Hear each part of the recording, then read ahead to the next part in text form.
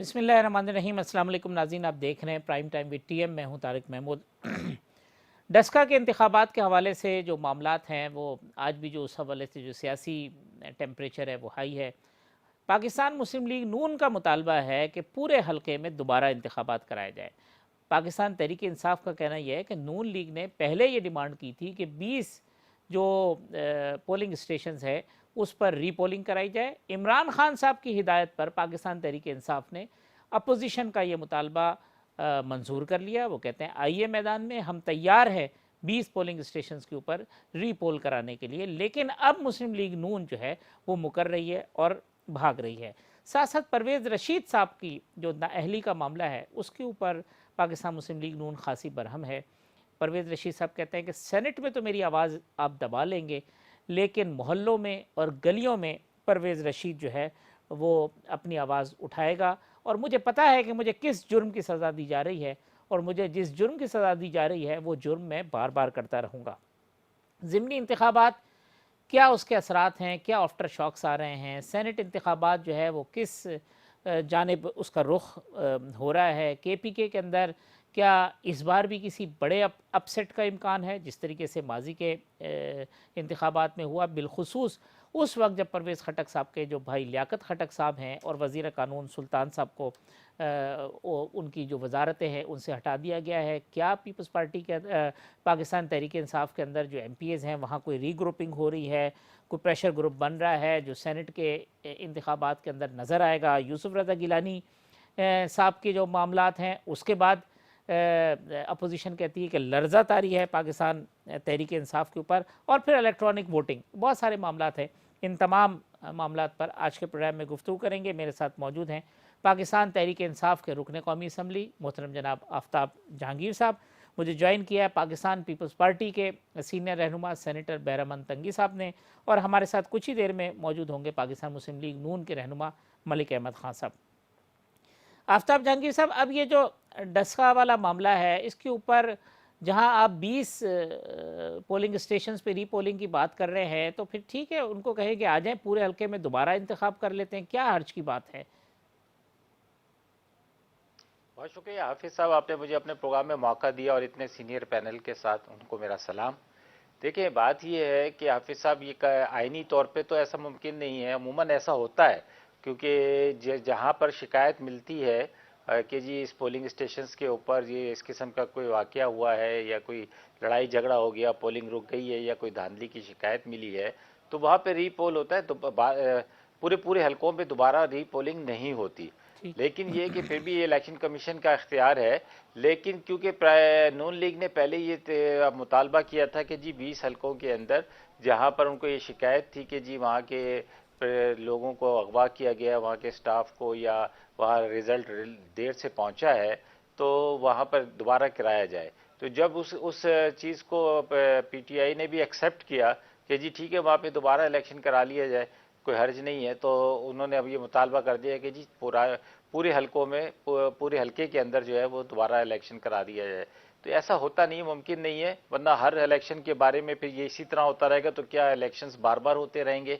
जहाँ पे शिकायत है, जहाँ पर आपको इत्तफाक हो गया कि जी यहाँ पर शिकायत है और यहाँ पर कोई थोड़ी बहुत कमज़ोरी कहीं पर है, तो उसको दोबारा करा लेने में कोई हर्ज नहीं है, ताकि वो जल्द से जल्द होगा और उसका रिजल्ट जो है वो जल्द से जल्द सामने आ जाएगा, कौन जीता और कौन हारा। आफ्ताब साहब, ये जो मामला हुआ जिस तरीके से जो RO की भी आज रिपोर्ट है कि जो प्रिजाइडिंग ऑफिसर थे उसमें से सिर्फ एक का फ़ोन चल रहा था, बाकी फ़ोन ऑफ थे, फिर वो लोग गायब रहे, फिर सुबह में आ गए, फिर धुंध का मामला, और फिर फायरिंग और बंदों का मरना, ये ओवरऑल जो एडमिनिस्ट्रेशन है PTI की, चूँकि पंजाब में भी उनकी है, तो उसकी क्रेडिबिलिटी के ऊपर भी एक सवाल उठा है कि ये सब कुछ नहीं होना चाहिए था, ये लूप होल्स रहे।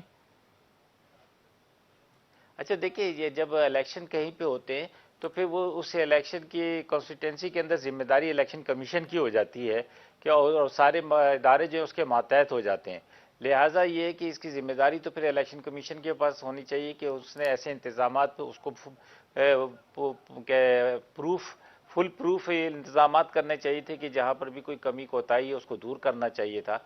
लेकिन मैं ये समझता हूँ कि इसमें अभी बहुत सारी इस्लाहात की ज़रूरत है कि हमें कोई ऐसा मैकेनिज़्म बनाना चाहिए कि जहाँ पर जो भी पोलिंग स्टेशंस हैं वहाँ का अमला जो है वो उस वक्त तक वहाँ रहे, और कहीं एक कोई ऐसा एक इंतज़ाम हो कि सब वहाँ पे कोई एक इलेक्शन कमीशन की तरफ से कोई गाड़ी या कुछ लोग आए और वो सबके रिजल्ट्स इकट्ठे कर कर वो लेके जाए। अगर एक इंडिविजुअली कोई लेके जा रहा होगा तो उसके साथ कोई भी हादसा हो सकता है। ठीक। तो ये तो अब, और फिर ये कि मैं ये समझता हूँ कि आजकल जो है धांधली का रुझान बहुत कम है, क्योंकि लोगों के पास फॉर्म्स भी आ जाते हैं, लोग व्हाट्सएप पर रिजल्ट भी अनाउंस कर देते हैं, जो पहले से विनिंग स्पीचेस भी हो जाया करती हैं। तो लेकिन ये कि ये तो एक फाइनल रिजल्ट की तरफ जाना होता है कि जी वहाँ रिकाउंट हो जाएगा ठीक। अगर ज़रूरत पड़ी, वरना तो नॉर्मली स्टेशंस पे ही काउंटिंग हो जाती है। ठीक। ये बैरामन साहब, ये नौशहरा में क्या हुआ? वहाँ तो पीटीआई को शिकायत हो गई कि इलेक्शन कमीशन मिला हुआ था मुस्लिम लीग नून के साथ, या इलेक्शन कमीशन का अमला मिला हुआ था, धांधली हुई है। वो कहते जी कोई जाली पेपर हो गए। ये क्या मामला हुआ है नौशहरा के अंदर?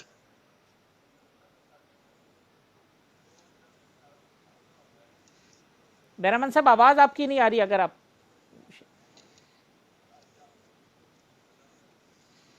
बिस्मिल्लाहिर्रहमानिर्रहीम। तारिक साहब, थैंक यू सो मच। बहुत लंबे अरसे के बाद थैंक यू सो मच। अभी आवाज़ आ रही है? जी जी, बिल्कुल ठीक है, बिल्कुल ठीक। आवाज़ आ रही है तारिक साहब आपको? तारिक साहब, आवाज़ आ रही है? जी बिल्कुल ठीक है। अब तारिक साहब, ये है कि आफ्ताब भाई ने तो इलेक्शन कमीशन की जिम्मेदारी भी आइडेंटिफाई की। आपका जो सवाल है कि नौशेरा में पीटीआई वालों ने अभी इल्ज़ाम लगाया है कि मुस्लिम लीग नून और पीटीआई ने मिल के धांधली की है।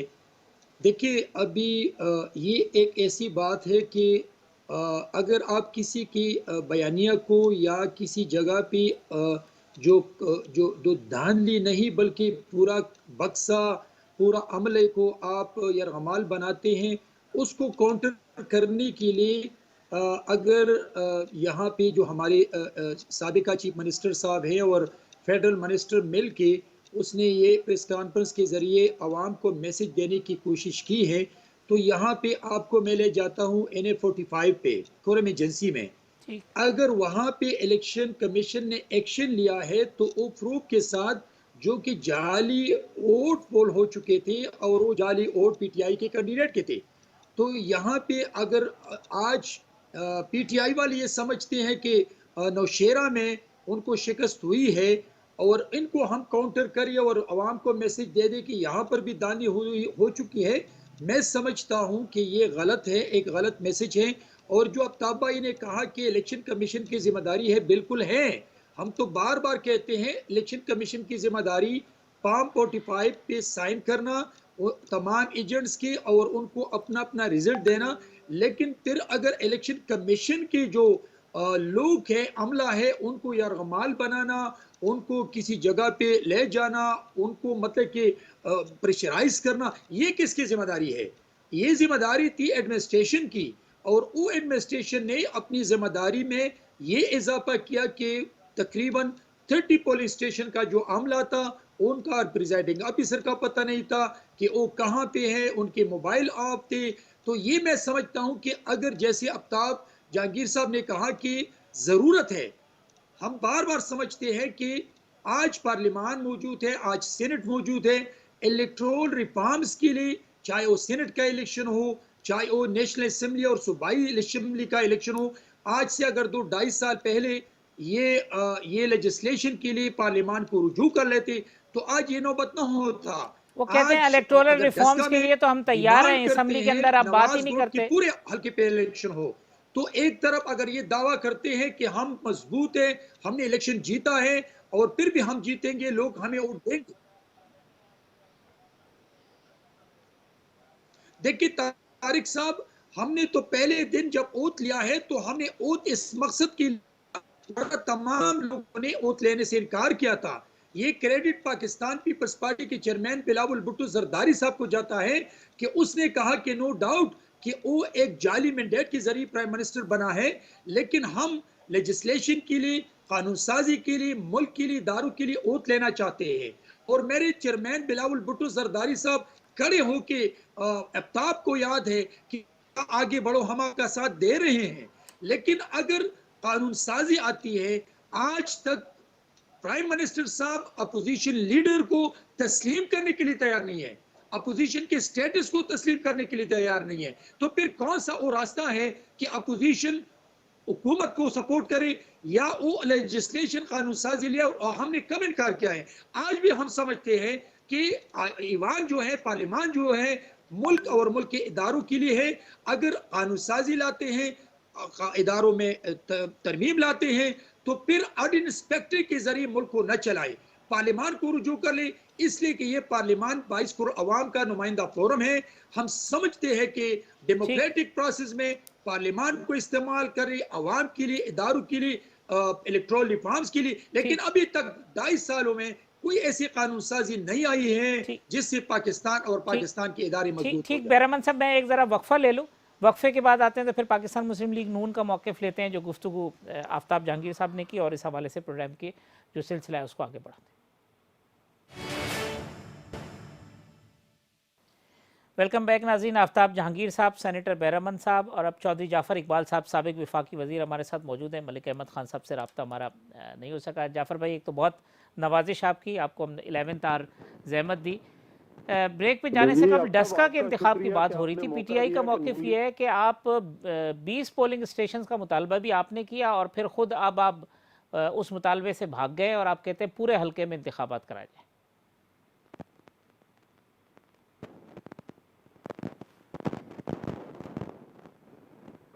जी जाफर साहब, आप सवाल सुन पाए मेरा? जी, कट गई आवाज आपकी।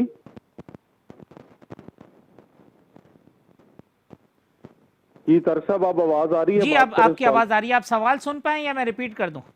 जी, रिपीट कर दे। जी, मैं जाफर साहब, एक तो आपका शुक्रिया, बिल्कुल आपको आखिरी वक्त में हमने जहमत दी। मलिक अहमद साहब पंजाब असम्बली में तकरीर फरमा रहे हैं, इस वजह से डस्का के इंतखाब में पाकिस्तान तहरीक इंसाफ का मौक़िफ़ ये है कि आपने ख़ुद कहा कि 20 पोलिंग स्टेशन पे रीपोल करवा लें और फिर उसके बाद जो है वो अब आप भाग गए। अब आप कहते हैं कि जी ना, आप पूरे हल्के में दोबारा रीपोलिंग कराई जाए। बहुत शुक्रिया। अब सब आपको माजरत नहीं करनी चाहिए। मैं आपका शुक्रगुजार हूँ कि आपने नून लीग का मौक़िफ़ जानने के लिए और नून लीग की राय जानने के लिए मुझसे रब्ता किया। मेरे लिए और मेरी पार्टी के लिए जो है ये बात बहुत भली है और मैं आपका शुक्रगुजार हूँ। हम किसी भी मुतालबे से हटे नहीं। डस्का के इलेक्शन ने पूरे पाकिस्तान के जो इंतखाबात अभी ज़िमनी हो रहे थे, पूरे पाकिस्तान के अंदर जो पीटीआई की कारकर्दगी है, जो इस नालायक टीम की, वो सारे के ऊपर से पर्दे उठा दिए। पहली बात तो शिबली फराज साहब का बयान निकालें, फवाद साहब का निकालें, इन सब का ये था कि हम जीत चुके हैं और इलेक्शन कमीशन ऐलान क्यों नहीं कर पा रहा, इनका ये मुतालबा था। आज भी यही कह रहे हैं। आज भी यही कह रहे हैं। अच्छा, फिर अब जो मैंने भी वो 5 सफ़ात पढ़े हैं, वो कि मेरी अंग्रेजी उतनी अच्छी नहीं जितनी पीटीआई वाले भाइयों की अंग्रेजी अच्छी है। हम तो उर्दू मीडियम और पंजाबी मीडियम वाले लोग हैं। और वो बेचारे जो धुंध के अंदर फंस गए थे और कुछ लोगों के ऊपर, आंखों के ऊपर धुंध आ गई थी, वो धुंध कब छटेगी और कैसे छटेगी, कैसे का तो हमें पता चल गया है कि आपको बरसरे बाजार खड़े होके कहना पड़ेगा कि वो चोर है और तब जाके वो हटेगी। वक्त लगेगा, हम उस वक्त के लिए तैयार हैं और जद्दोजहद और मेहनत भी कर रहे हैं। हमने ये वजह कहा कि पूरे हल्के के अंदर दोबारा पोलिंग होनी चाहिए, इसलिए कि ये तो वो 20 पोलिंग स्टेशन है जहां की धांधली पकड़ी गई और जो इसके अलावा इन्होंने सारा कुछ किया वो तो पीछे रह गया। बहरहाल हम अपना मुतालबा लेके गए, इलेक्शन कमीशन जो फैसला करेगा सारा आंखों पे। लेकिन जो चीज हाफिज तारिक साहब इसमें सामने आई, उसमें पहली बात ये आई कि ये बहुत नालायक हैं। इनकी हुकूमत बिल्कुल किसी एक जगह भी कोई अच्छा काम करने के लिए या जो इनका दायरा कार है वो काम करने के लिए तैयार नहीं है। साहब कहते हैं बयानिया कमजोर हो रहा है। असद उमर साहब कहते हैं नून लीग का बयानिया कमजोर हुआ है जिस तरीके से डस्का में हमने इलेक्शन जीता। जी, ये बात उन्होंने बजा कही। उनको ऐसा ही लगता है क्योंकि वो भी धुंध वाली आंखों से देखते हैं। उन्हें भी जो है वो अभी धुंध दूर होनी है और इंशाल्लाह जल्द सबकी धुंध दूर होती जाएगी। बयानिया जो मियां नवाज शरीफ ने गुजरांवाला जलसे में इमरान खान साहब को लाने वालों से सवाल किए थे और आज डस्का और वजीराबाद के लोगों ने मोहर लगा के शेर के ऊपर ये साबित किया कि वो सवाल दुरुस्त थे, लेकिन वो बात फिर भी नहीं आए। अब आईजी पंजाब और चीफ सेक्रेटरी पंजाब अगर चीफ इलेक्शन कमिश्नर को भी रात 1 बजे धोखा देंगे, लेकिन एक आप दाद देंगे चीफ सेक्रेटरी को और आईजी को कि उन्होंने अगवा होने से गायब होना बेहतर समझा है। अगवा होने में ज्यादा जिल्लत है और गायब हो जाने में जरा कम जिल्लत है, जिल्लत दोनों तरफ है। अच्छा, फिर वजीर आला साहब गायब हैं जिनकी नाक के नीचे ये सब कुछ हुआ, और जब लिख के दे दिया रिटर्निंग ऑफिसर ने कि ये वो साहब थे जो पुलिस कस्टडी में आए थे और फिर भी कहीं पे गायब हो गए, लापता हो गए, फिर उनका रिजल्ट भी बता दिया, उनकी कारस्तानी भी बता दी कि वो टेम्पर करके लाए हैं।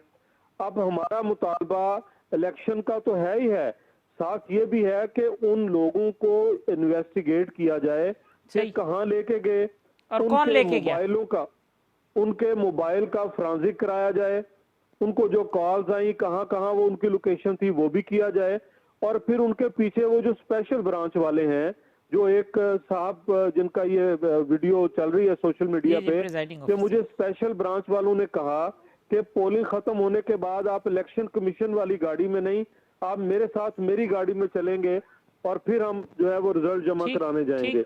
अब ये तलाश करना होगा कि कहीं ये स्पेशल ब्रांच वाले और इसी तरह वो जो वहां पर्चा कराने गया था शाहदरा में और जो कराची में पर्चा कराने गए थे, या वो जो रेंजर्स वालों के हेडक्वार्टर के बाद कुछ लोग जज्बाती होकर गए थे, या वो जो महकमा ज़राअत वाले थे उधर मुल्तान में 2018 के इंतखाबात में, या जो इस्लामाबाद से कुछ लोगों को शुमाली इलाका जात की सैर कराते रहे, ये सारी कहीं एक ही चेन तो नहीं है, ताकि पता चले हमें और हम इसका तदारुक कर सकें। ठीक, आफ्ताब साहब, ये आज असद उमर साहब कहते हैं इनका बयानिया जो 9 इंतखाबात हुए हैं उनमें से एक आप जीते हैं, कुर्रम वाला, 10 का तो डिस्प्यूटेड है। सिंध में जो इलेक्शन हुए उसमें पीपल्स पार्टी ने जनरल इलेक्शन से ज़्यादा वोट ले लिए, आप आधे से भी कहीं चले गए, 4-4 हज़ार वोटों पे आ गए। तो बयानिया ज़ाहिरी तौर पर पाकिस्तान तहरीक इंसाफ का कमज़ोर हो रहा है या फिर अपोजिशन का कमज़ोर हो रहा है?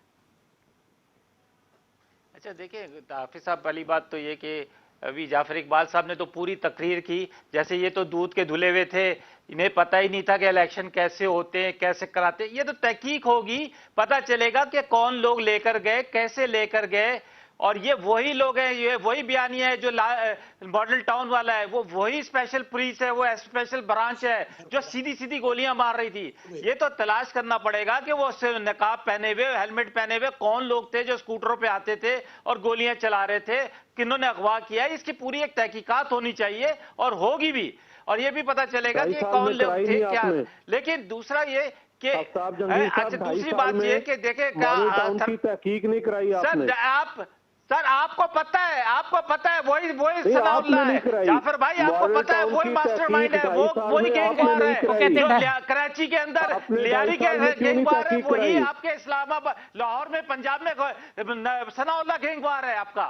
आप जिन गैंगवारों के जरिए, आप मुझे एक बात बताएं हाफिज साहब कि जब कोई वाकया होता है उससे पहले तारड़ साहब वहां मौजूद होते हैं। मॉडल टाउन की तहकीक क्यों नहीं कराई? वो मॉडल टाउन की कराई है, सबको पता है। तो ये आप हाफिज तारिक साहब से पूछेंगे, ये भी आपको बताएंगे कि कौन था मॉडल टाउन के अंदर, मॉडल टाउन सालिया के अंदर कौन लोग इन्वॉल्व थे। सर हमें तो पता है कि हमें पता है शबाज शरीफ था, राना सनाउल्लाह था, आप लोग शामिल थे उसके अंदर। आप चार्ज कीजिए। तो बता तो रहे हैं आपको सबने बताया, आपको अदालतें बताती हैं, आपको तहकीकात बताती है, हुकूमत है। अच्छा चले आफ्ताब साहब, चार्ज क्यों नहीं करते? अच्छा बयानिए पे आ जाए आफ्ताब साहब, किसका बयानिया? झूठ बोलना। बयानिया ये है, देखें को हीरोइन में गिरफ्तार किया, आपने फौज को इस्तेमाल किया, लेकिन सर आप इनसे प्रोग्राम करवा लें। अच्छा इनसे प्रोग्राम करवा लें। जब ये बात कर रहे थे मैंने कुछ बात की। अच्छा जी आफ्ताब साहब फरमाएं। देखिए बात ये है कि जब आप बयानी की चलें फिर सचिन से कलवा लें। जी आप मुझे बता दें हाफिज साहब कि मॉडल टाउन की बात मैंने गलत की है? नहीं चले बयानिए पे आ जाए, बयानिए पे क्या आप अपनी ईमानदारी से बताएं, बयानिया किसका कमजोर हुआ है? आफ्ताब साहब बयानिया किसका कमजोर हुआ?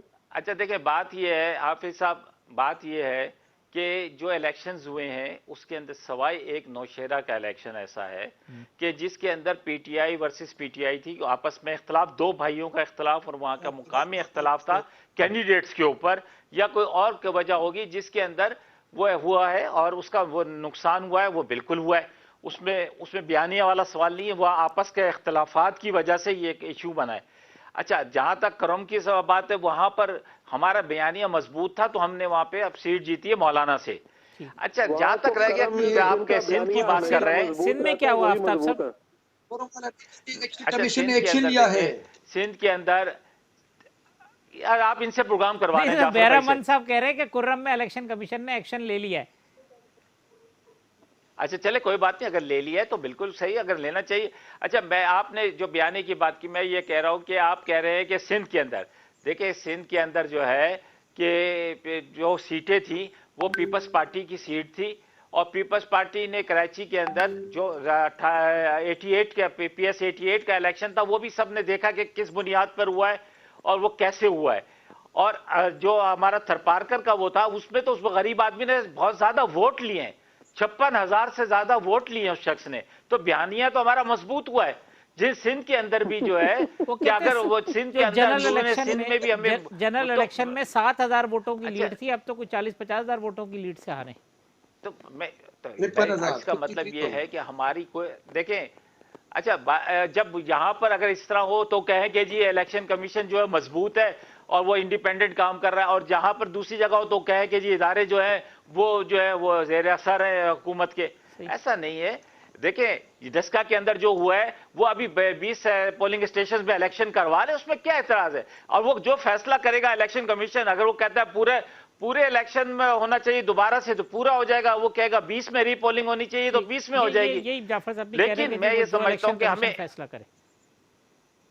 हाँ जी, लेकिन मैं तारिक साहब, मैं एक सियासी तालिब इल्म की तारिक हैसियत साहब, से मैं बात ये करूं? कहता हूं कि ये जो खूनी किस्म के इलेक्शंस हैं, दुरुस्त। ये अगर ये इसी तरह चलते रहेंगे तो इससे लोगों के अंदर जमहूरियत पे से एतमाद उठेगा, वर्कर्स के अंदर से अदम एतमाद की वो देखते होगी, लोग अपने बच्चों को तारिक साहब, मेरी सियासी भलाई कर। सरगर्मियों में हिस्सा ठीक। लेने से रोकेंगे। जी बैरामन साहब, पहले तो ये बताएं, वो कहते हैं जी बयानिया हमारा कमज़ोर नहीं हुआ, आपने अपनी सीटें वापस ले ली, सिर्फ एक जगह नौशहरा में, वो भी हमारी अपनी लड़ाई की वजह से ये हुआ। तारिक साहब, अभी देखिए, मैं जो इस हुकूमत को national issues, international issues, election पर मैं कंफ्यूज कहता हूं, ये कि कल परवेज खटक ने कहा है कि इलेक्शन कमीशन और नून ग्रुप मिल के धांधली की है। ये कह रहे कि पीटीआई के अंदर जो लड़ाई की वजह से हम हार गए। मतलब कि ये देखिए, किसी एक पिच पे आप देख ले कि कौन सी पिच पे ये एक है, लेकिन इनके पास अभी जो इन्हें 45 फोरम की बात की है, इन्हें 45 फोरम भी नहीं जीता है, वहां पर भी इलेक्शन कमीशन ने एक्शन लिया है। दूसरी तरफ अगर ये डस्का की बात करें तो डस्का में भी ये हार चुके हैं। और अगर परस्पर ये समझते कि पीपल्स पार्टी की सीट थी, वहां पर गरीब लोग आदमी खड़ा था और 50,000 वोट लिए हैं, तो इससे पहले तो अरबाब गुलाम रहीम खड़ा था ना, और उमरकोट में। पाकिस्तान पीपल्स पार्टी जनाब बिलावल भुट्टो जरदारी का एक अदना वर्कर खड़ा था, उसने उसको शिकस्त दी है। लेकिन ये नहीं है कि बयानिया कमजोर हो चुका है, बल्कि पूरे पाकिस्तान को पीटीआई ने कमजोर किया है। इन्हीं की बात नहीं है, इस वक्त पूरे पाकिस्तान की तमाम वो तबकात जो कि मुश्किल वक्त में अपने बच्चों को रोटी नहीं दे सकते हैं, हर तबके के लोग परेशान हैं, इदारों को तबाह किया है। इलेक्शन कमीशन की मैं बात नहीं कर रहा हूं सिर्फ।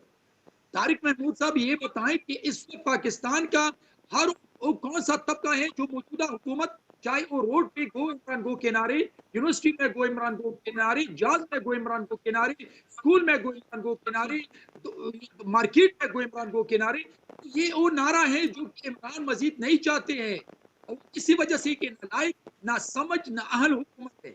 ठीक। लेकिन अभी भी बदकिस्मती से पीटीआई के जो रिस्पॉन्सिबल लोग है, आफ्ताब जैसा पॉलिटिकल वर्कर, वो अभी भी इस पे नहीं सोचते हैं कि हमारी जिम्मेदारी क्या है।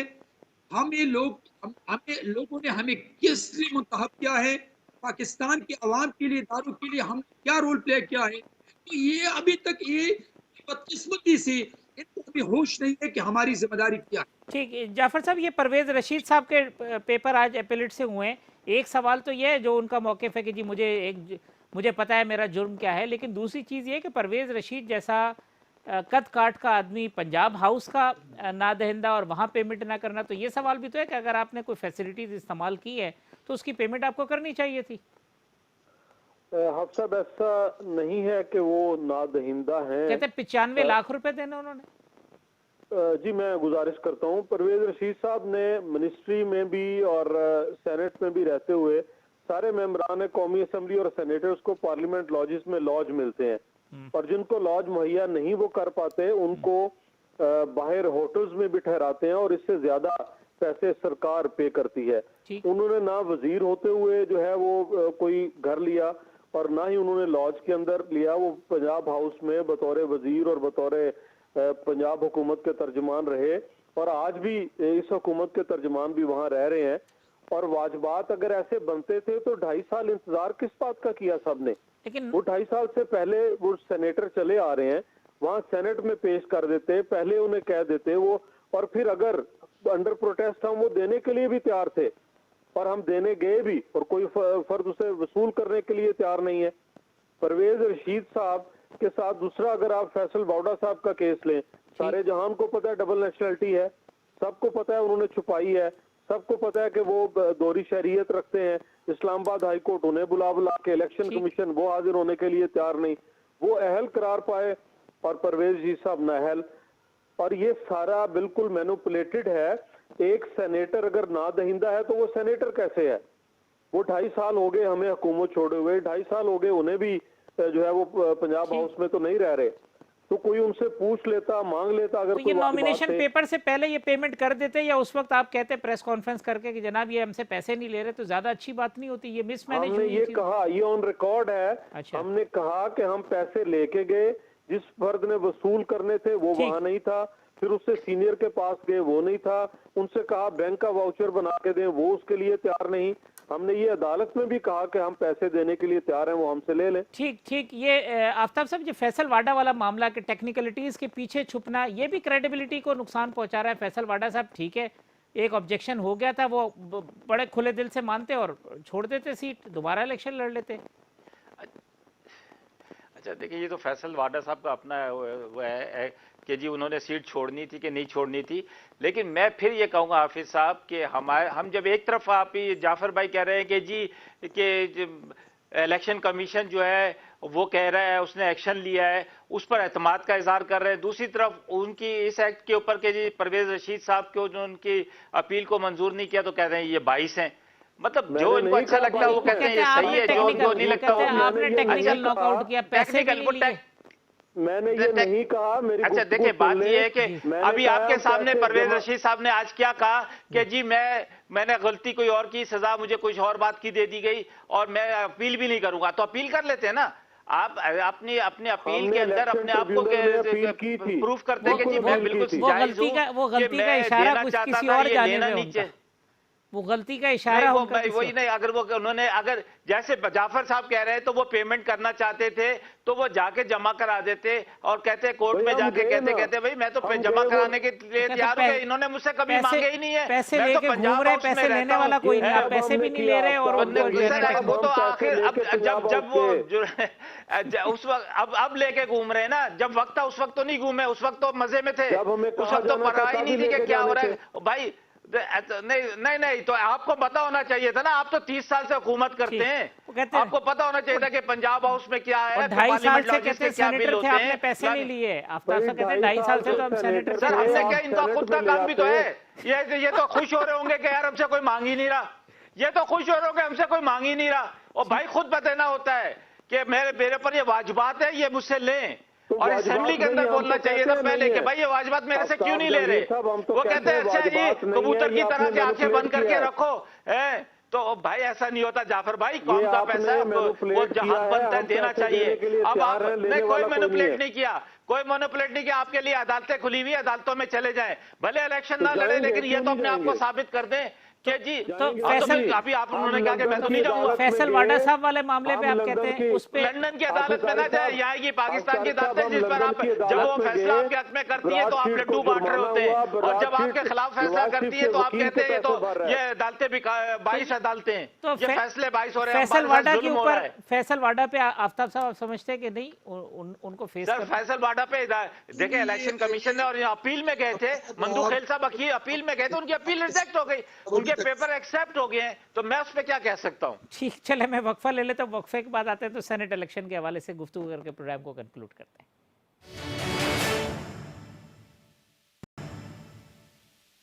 वेलकम बैक नाज़रीन। आफ्ताब जहांगीर साहब, चौधरी जाफर इकबाल साहब, सेनेटर बहरामंद साहब मेरे साथ मौजूद हैं। बहरामंद साहब, सेनेट इलेक्शन केपीके में इस बार भी अपसेट होगा? पिछली बार जब आप जीते थे अभी तक उसका शोर शराबा धूल नहीं बैठी है। वो कहते हैं उस वक्त जब आप जीते तो 6 मेंबर थे, इतने बन गए, चले वो उसको तो आप मट्टी डाल दें। अभी भी अपसेट होगा? अपोजिशन के जितने मेंबर हैं उससे ज़्यादा सीटें मिलेंगी इस बार सेनेट में? देखिए तारिक साहब, जब पार्टी का अपना एक सीनियर बंदा उठ के खड़े हो जाए और वो ये कहें कि सिंध में 6 महीने पहले आने वाला जो सैफुल्लाह अबलू साहब है उसको 35 करोड़ रुपए पे टिकट दिया है, जी जी। आप अंदाजा लगाएं कि अगर ये जो इस वक्त पीटीआई का जो ड्रामा है ये फेल हो चुका है। जब तक पार्टी अपने वर्कर को, अपने कारकुन को वोट टिकट नहीं देते हैं, और अगर वो चेयरमैन टिकट पर पैसे लेते हैं, ये मैं नहीं कह रहा हूं, ये सिंध का लियाकत जतोई साहब का बेटा रिकॉर्ड पे है कि अबलू साहब से 35 करोड़ रुपए टिकट के ले चुके हैं जी बोला उन्होंने। और वो 6 महीने पहले पार्टी में आया था। तो अभी मेरा इतराज तो नहीं है, मैं ऑब्जेक्शन नहीं कर रहा हूं, लेकिन आप इस चीज को देख लें कि जब पार्टी के ऐसे लोग, या आमिर लियाकत को आप सुने, उसने कहा था कि अगर जो हफिज़े हैं उनको मैं वोट नहीं दूंगा, तो फिर आप अपसेट की बात करते हैं। तो जब भी टीआई के जो टिकट होल्डर्स हैं वो पैराशूट के जरिए आते हैं या करोड़ों रुपए के फंड के नाम से आते हैं, तो फिर यही तो होगा। मैं ये कह रहा हूं कि अगर पीटीआई वाले समझते हैं, इसने अपना बयानिया छोड़ा है, इस इमरान ने तो ये कहा था कि मैं उन लोगों को टिकट नहीं दूंगा जो दूसरी पार्टी में रह चुके हैं, दूसरी पार्टी में पीए थे या एमएनए थे, मैं तो उसको पार्टी में छोड़ूंगा नहीं। तो जब पार्टी के चेयरमैन ने अपना मैनिफेस्टो, अपना मंशूर, अपना प्रोग्राम पीछे धकेला है, तो आज तो ऐसा ही होगा, अपसेट भी होगा। इसलिए पीटीआई के पीएस जो है वो समझते हैं कि इमरान ने जिनको टिकट दिए करोड़ रुपए उनसे लिए। केपीके में अपसेट होगा? अपोजिशन कितनी सीटें लेगी आपके ख्याल में बहरामंद साहब? देखिए, पीडीएम के प्लेटफॉर्म से इंशाल्लाह जो अपोजिशन है, हमारे पास ऐसी पार्टी है कि 15 एमपीएस भी हैं, 12 एमपीएस भी हैं, 7 एमपीएस भी हैं, 4 एमपीएस भी हैं, 6 एमपीएस भी हैं। मैं समझता हूं कि इंशाल्लाह पीडीएम के प्लेटफॉर्म से अपोजिशन बहुत अच्छी सीटें निकालेंगे, और ये इसी वजह से कि पूरी मुल्क के पीटीआई के जो टिकट होल्डर्स हैं वो पीटीआई के एमपीएस को एक्सेप्टेबल नहीं है। जाफर साहब, मरकज में क्या होगा? यूसुफ रजा गिलानी का अपसेट आपको नजर आ रहा है, और पंजाब के अंदर भी कोई तब्दीली नजर आती है, या वहां पे जो आपके नाराज लोग हैं वो पीटीआई को वोट डालेंगे? नाराज लोग किसके हैं? कल पता चला है कि 20 अरकान कौमी सूबाई असम्बली ने खान साहब को मिलना मुनासिब नहीं समझा जब वो केपीके तशरीफ लेके गए। नाराज किसके हैं? लियाकत खटक साहब वजीर किसके थे, किसने हटाया, कौन कितना राजी है, कितना नाराज है? जो सिंध से आवाज आई है वो भी आपने सुन ली। पंजाब के अंदर बेशुमार ऐसी आवाजें हैं। इससे पहले मेरे तो वो क्लास फेलो है, मुझे खुशी होती वो सेनेटर बनते। अब्दुल कादिर एफसी कॉलेज में हम इकट्ठे थे, भले आदमी हैं, सियासत से उनका कोई ताल्लुक नहीं है, लेकिन पीटीआई उन्हें सेनेटर बनाना चाहती थी। किस वो कह रहे हैं अभी भी बन जाएंगे जाफर साहब, आपके क्लास फेलो। टिकट उनको मिल गया है बलूचिस्तान अवामी पार्टी? हाँ जी, बाप पार्टी का मिल गया उनको। पीटीआई वाले जो है वो शायद चले, बहरहाल बात लंबी हो जाएगी। सेनेट इलेक्शन के अंदर आपने ये तजिया है कि ना यूसुफ रजा गिलानी साहब हारने के लिए कैंडिडेट बने हैं और ना आसिफ अली जरदारी साहब ने हारने के लिए उन्हें मैदान में उतारा है।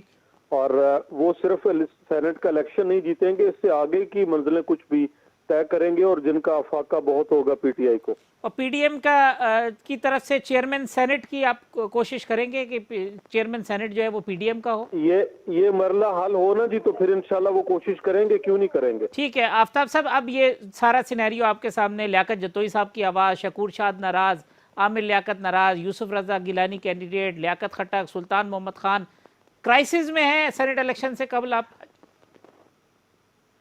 अच्छा देखें, मैं हाफिज साहब, फिर मेरा अपना एक अंदाज है, मैं ये कहता हूं कि जब हम किसी पार्टी के साथ होते हैं तो हमें अपने पार्टी डिसिप्लिन में रहना चाहिए, और उसमें अगर जहां पैसे की इन्वॉल्वमेंट है तो मैं तो लानत भेजता हूं पैसा लेने और देने वाले के ऊपर। क्योंकि मैं तो समझता हूँ कि इंसान जो है इस उसका तरह की किरदार लानत सबसे बड़ी चीज आपके है। ओपोजिशन अगर लीडर ने मैं भेजी कोई थी वहाँ अपने कराची में।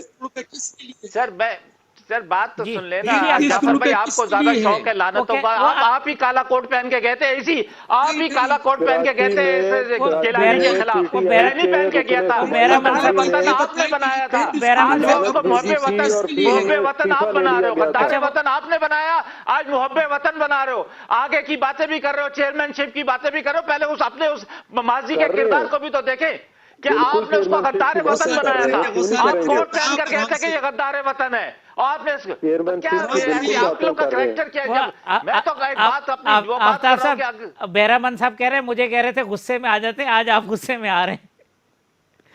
नहीं जाफर साहब कुछ ज्यादा मतलब मुझे लगता है कि वो आपने बीच में अचानक बुला लिया ना इनको, या कहीं और जा रहे होंगे, किसी और मूड में होंगे, आपने इनको यहाँ बुला लिया है।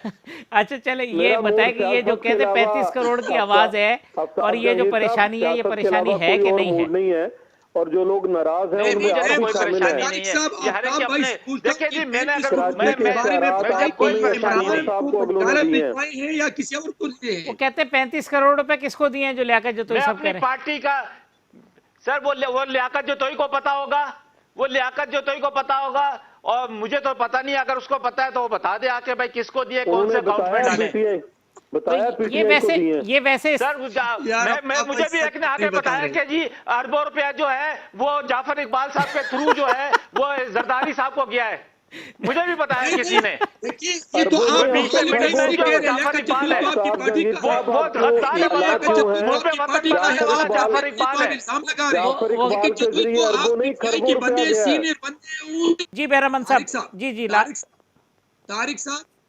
साहब, आफ्ताब ने कहा था कि इतने पैसे जाफर ने लिए हैं, ये तो मुखालिफ हैं। आप इल्जाम लगा रहे हैं लियाकत जतोई तो पीटीआई का सीनियर बंदा है, वो कह रहे हैं कि 35 करोड़ रुपए पे टिकट फरोख्त किया है। तो इसने ये जवाब नहीं दिया कि ये 35 करोड़ रुपए बनीगाला के खर्चे के लिए भिजवाए हैं या मतलब कि अलीमा बाजी के लिए भिजवाए हैं और दुबई में। ये ठीक तो बताए ना इतना पैसा। ठीक ठीक बैरामन साहब, चौधरी जाफर इकबाल साहब और आफ्ताब जहांगीर साहब, तमाम मेहमानों का बहुत शुक्रिया। वक्त ख़त्म हो रहा है, कल इसी प्रोग्राम में इंशाल्लाह इसी वक्त दोबारा मुलाकात होगी। अल्लाह हाफिज़।